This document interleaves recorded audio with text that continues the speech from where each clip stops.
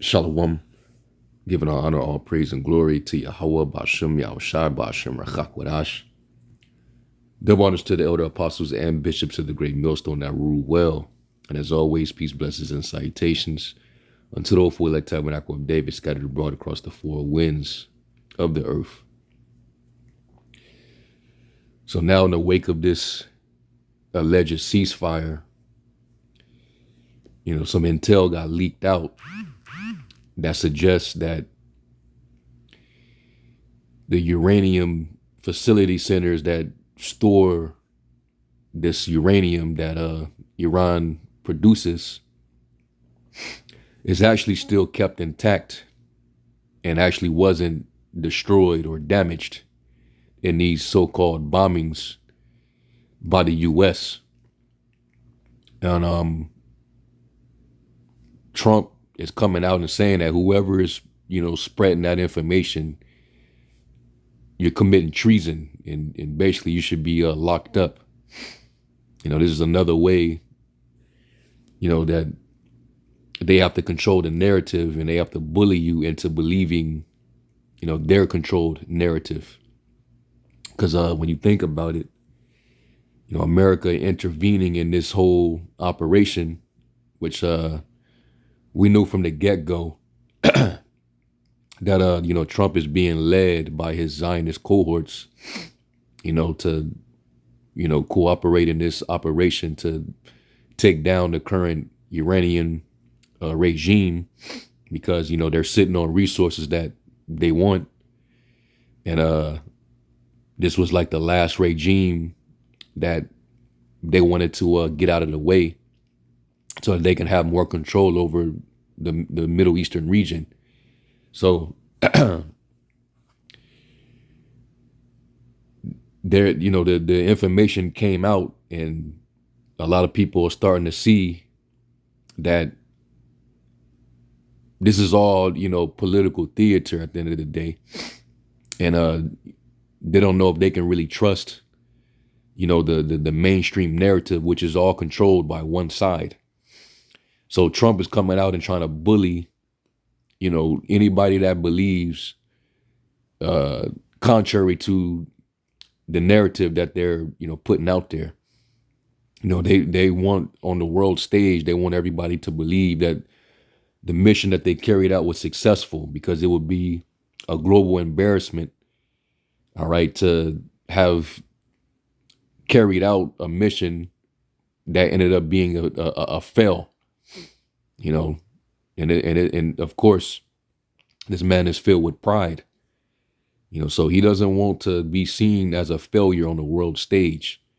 So without further ado, I'm gonna play some of this video just from this politician, Diane Sear, and she's gonna, go into it.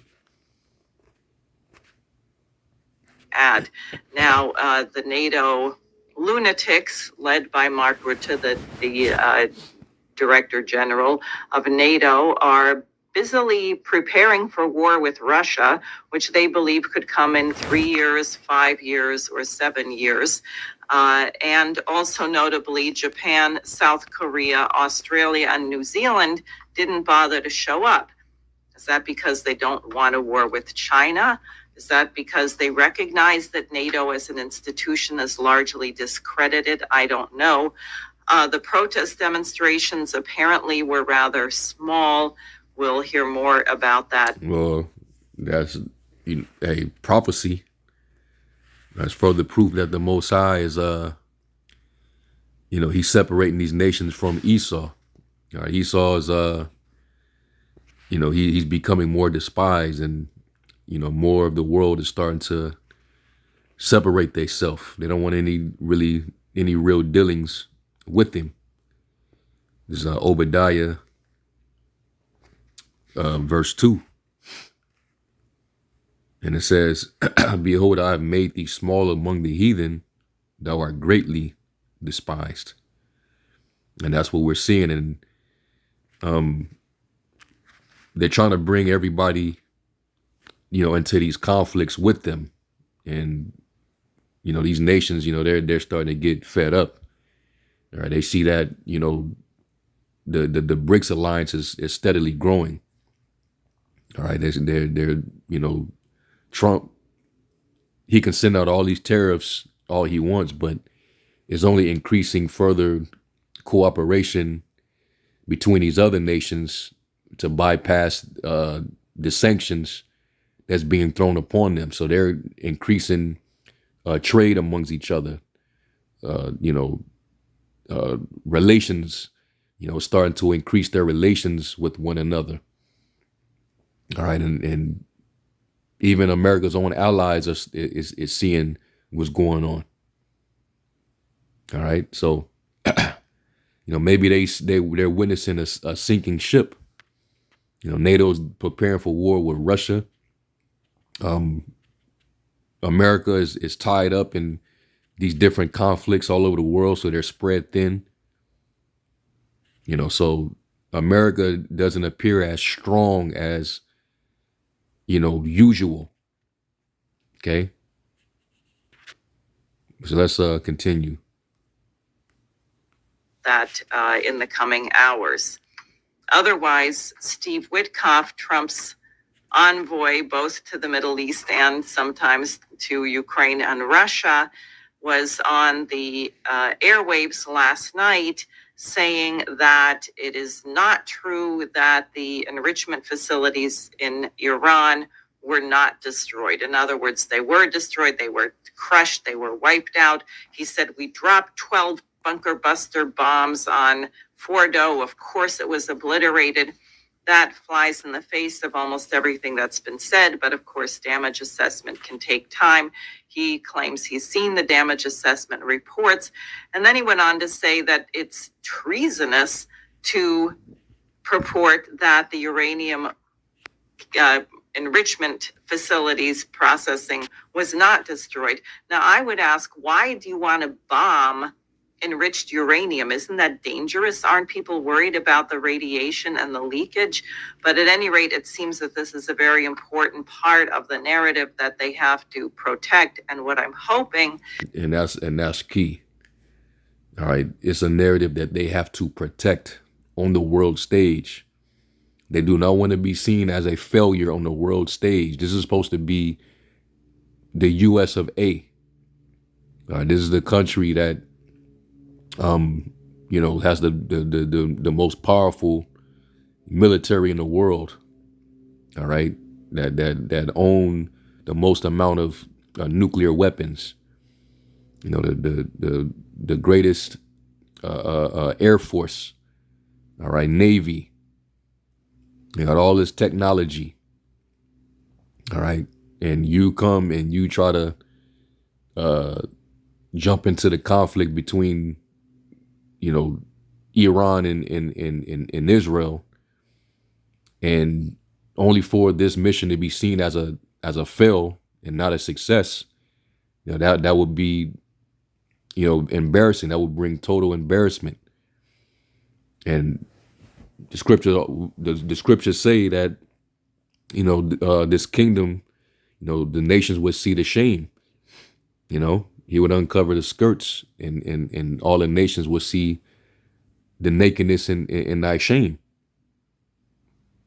So they have to protect this narrative. And if you don't believe their controlled narrative, it's considered treasonous. Let me get this real quick. Proverbs 12 and 19, and I'm gonna read it in the New Living Translation. And it says, truthful words stand the test of time, but lies are soon exposed. So at some point, the truth always comes to the forefront, which is why the Lord said this, Luke 8 and 17, and this is also in a New Living Translation. It says, for all that is secret will eventually be brought into the open, and everything that is concealed will be brought to light and made known to all. So, you can try to control the narrative, but the truth always comes out. It always comes to light. All right. So this is what is going on. And they're questioning, whether this really was a successful mission. Okay. Did they really destroy, these centers? And if they did they actually destroy the actual uranium enrichment, which we know that, that's highly dangerous. All majority of the population over there would have to basically leave Iran because of the nuclear fallout and the radiation. It would be tremendous.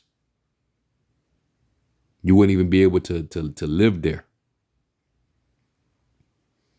So somebody's lying, man.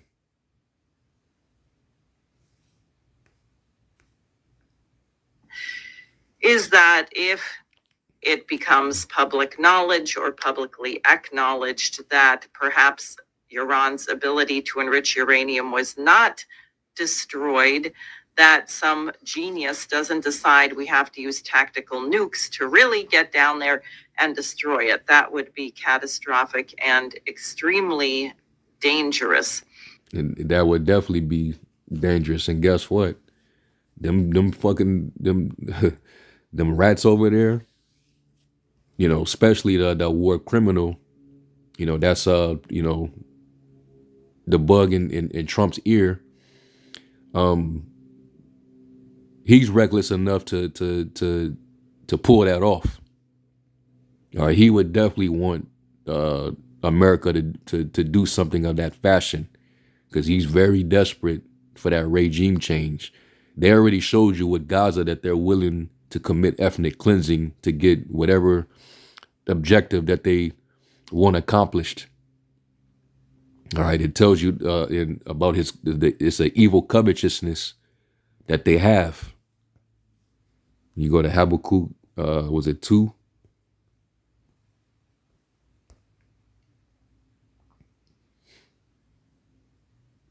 Habakkuk 2 and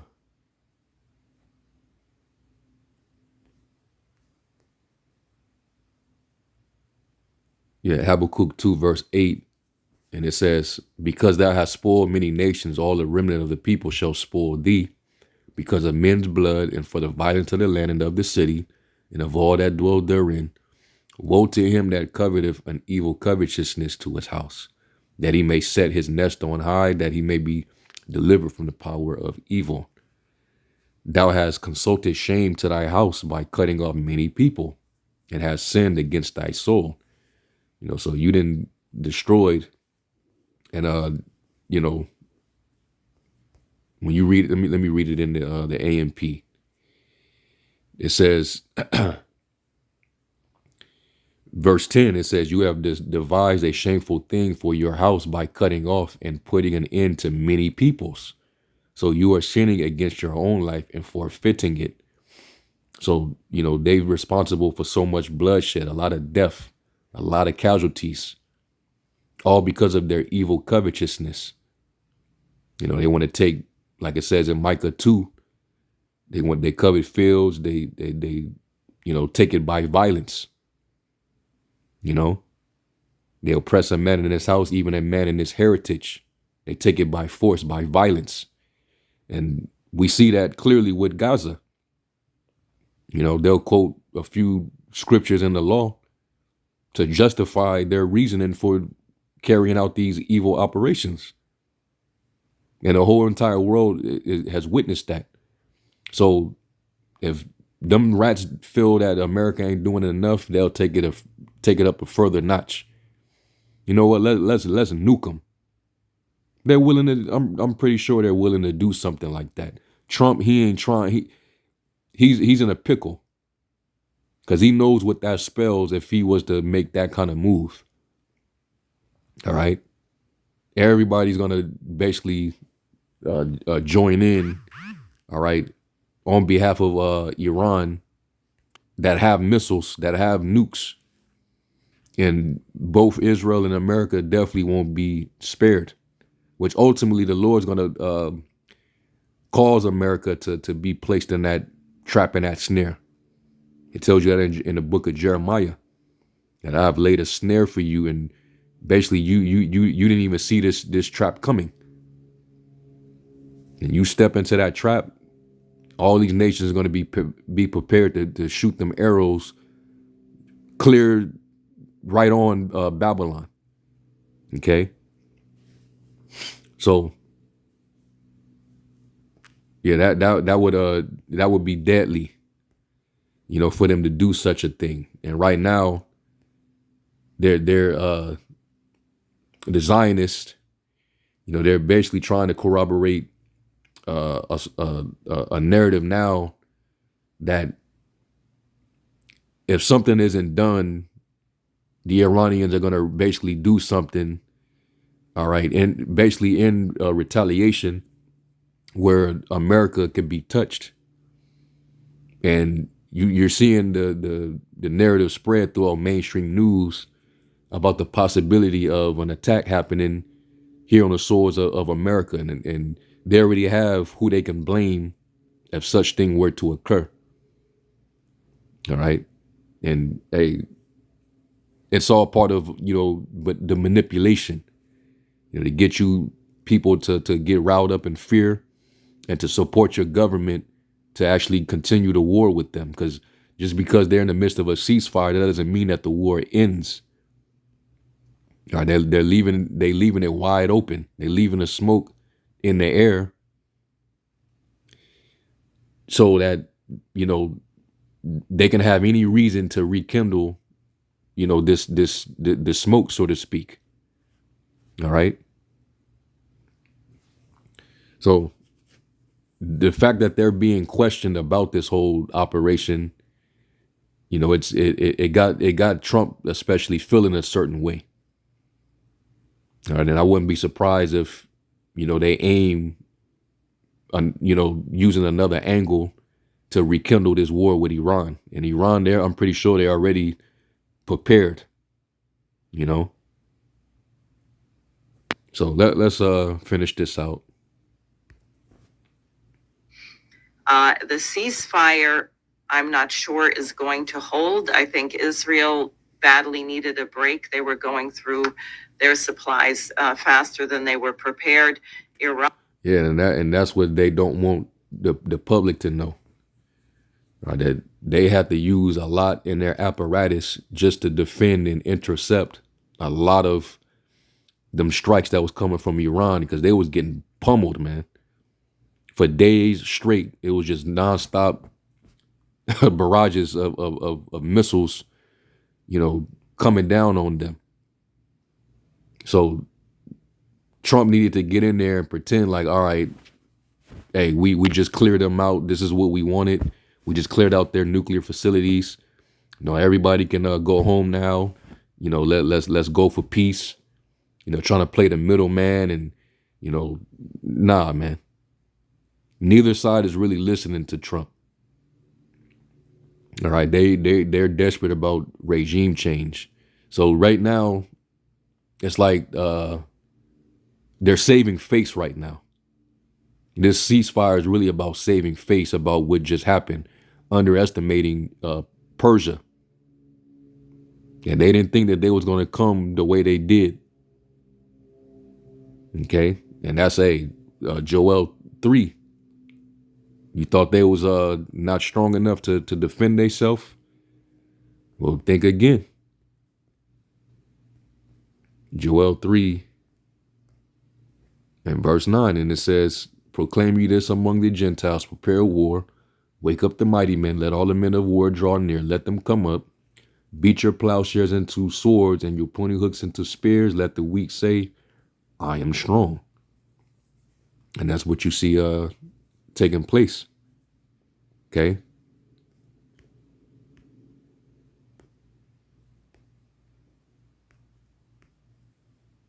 Iran, according to some sources, suffered more damage than they expected, but they don't have a shortage of missiles in the same way that Israel has a shortage of defensive systems, and their Iron Dome wasn't working so well. So hopefully hostility. Yeah. So so basically they called for they pretty much called for a timeout.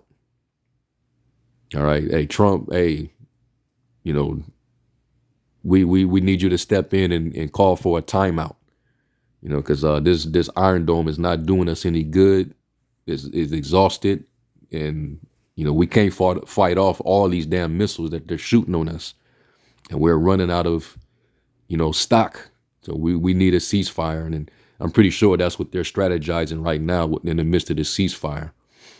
You know, so maybe this is a way for America to position themselves, you know, uh, with better strategy to try to put a stop to Iran. But Iran, they hey, hey, this is all the Mosai's doing. All right, he's mustering the host of that battle. All right, the Mosai is the one who's escalating this, because this is one of the final prophecies left. All right, scriptures say the second woe is past, and lo, the third woe comes quickly. So that's everything must be fulfilled as it is written. These are not going to resume. Obviously, Russia, China, Pakistan, India, many nations weighed in to bring in a halt to this fighting because of the extreme danger. Unfortunately, Israel's policy of genocide in Gaza has not abated, nor has the obscenity of the Gaza Humanitarian Foundation food deliveries, where they are giving the Palestinian people less than 1/10 of the food they need, and many people are still getting shot by snipers and others when they go to get the food. Now, the world is not sanguine about this, and I have to say the New York mayoral race is quite interesting, with Zoran Mamdani making such a strong showing coming out of relative obscurity, a New York assemblyman who had drawn the ire of groups like the Anti-Defamation League and AIPAC, because in the assembly he was supportive of legislation to not fund organizations that were funding Israeli settlers, etc. And I think, in a way, the mayoral race, the primaries, the Democratic primary, in which Mayor Adams is not on the ballot, became a referendum on Israel versus, the genocidal policy, the anti-genocide. In fact, there was one debate where each candidate was explicitly asked, where will you first travel? If you are elected, which country will you visit first? Nearly every one of them said Israel. One of them even said Israel and Ukraine. Zoran Mamdani said, I would stay in New York. I'm elected to take care of New Yorkers. A rational answer, I think. Also in Europe, Spain has made a motion to end the EU-Israel deal, which would affect Israel very badly economically. See, the world is they're beginning to distance themselves from them, which is making them smaller, and they're becoming more despised. Because people start to question, what good is it for our society, our country, to continue to have dealings with them and to serve them and to aid them? What are we getting in return? So there's a shift, all right, that's taking place, all right, and these devils, they're going to be left on their own, because the world is getting sick and tired, man. So that's where we at with it right now. And let me grab this real quick, because this is from the Daily Mail. All right, Trump promises irrefutable facts about Iran bombing to defend dignity of great American pilots. So this is all pride. He doesn't want to appear like a failure, on the big stage, and even threatening jail time for anybody, who leaked out the information, regarding if those facilities were actually in fact bombed, because they're saying that the uranium is still intact. There's still hundreds of pounds of it stored away. So you really didn't complete the job. Which why are you trying to attack and destroy, that resource? You know. So this is what's going on, and then he also in the same token, he compared what they did to the bombings of Hiroshima. You can read it right here. It says his comments come after the CIA confirmed Iran's nuclear facility suffered severe damage after the devastating airstrike Saturday night. Trump had earlier suggested Hegseth's title should be changed to the Secretary of War, given the deteriorating situation in the Middle East, and kicked off meetings at the NATO summit on Wednesday by comparing Saturday's precision airstrikes to the 2 atomic bombings on Japan that ended World War II. So they bringing up, old shit, which, yeah, I mean, that's something to always be remembered. And it was part of the reasons why America, gained its, its respect in the world. When you go to Revelation 13, let's go to it.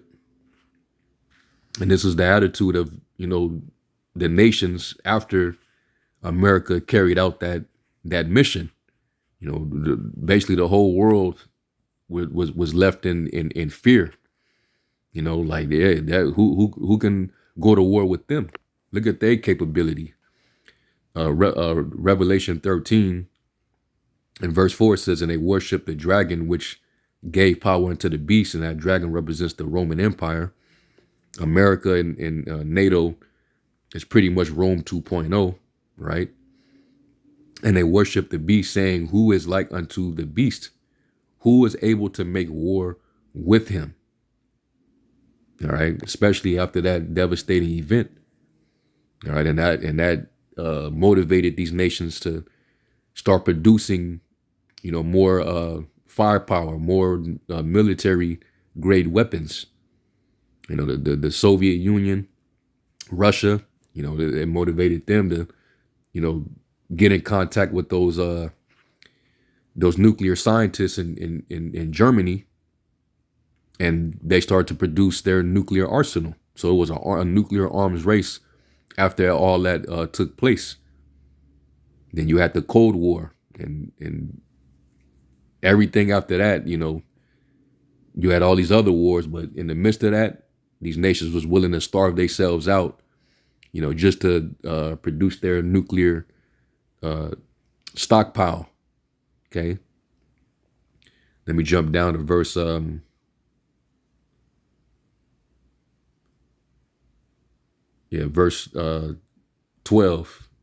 I'll start at 11. It says, and I beheld another beast coming out of the earth, and he had 2 horns like a lamb, and he spake as a dragon. And you see with Trump right now, with the legislation, the executive orders, how he's talking, how he's trying to basically enforce a straight up digital prison world. Right? He's really trying to create a militarized police state, all over the country. So he's definitely speaking as that dragon. All right. And he exercised of all the power of the first beast before him, and cause of the earth and them which dwelled therein to worship the first beast, whose deadly wound was healed. And he doeth great wonders, so that he maketh fire come down from heaven on the earth in the sight of men. And what he did with Hiroshima and Nagasaki was just an example of that. And they can drop bombs, use satellites, all right, and they can zoom in on whatever area in the world, and they can, drop a bomb, atomic bomb, a nuke, etc. They have that power. They also have direct energy weapons up in the heavens too. So that's why these nations had that attitude, not to really challenge America like that. But now in these last days, the Lord is stripping this place, and it's being divided, it's being plagued, and they're losing influence and allies. So the Lord is weakening this place, and it's emboldening these other nations to make the moves that they're making to be able to handle and deal with conflict against the West, which is going to ultimately lead to, war. And we know what the prophecies say. All you that bend the bow, shoot at her and spare no arrows.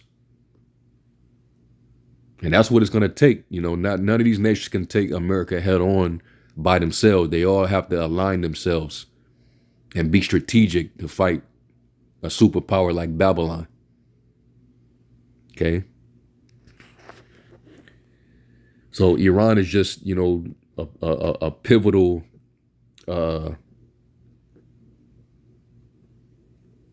they pretty much have a pivotal position in prophecy, because this is what's going to help to draw out, these nations into the war because of their conflict with Israel. We know that Israel is the least of the flock that's going to draw them out. All right. So that's pretty much that. I always want to go into that, but that's stay focused, continue to watch, as well as pray, of course. And with that, I'm gonna give all honor, praise, and glory to Yahweh Bashem Yahushua. Shalom.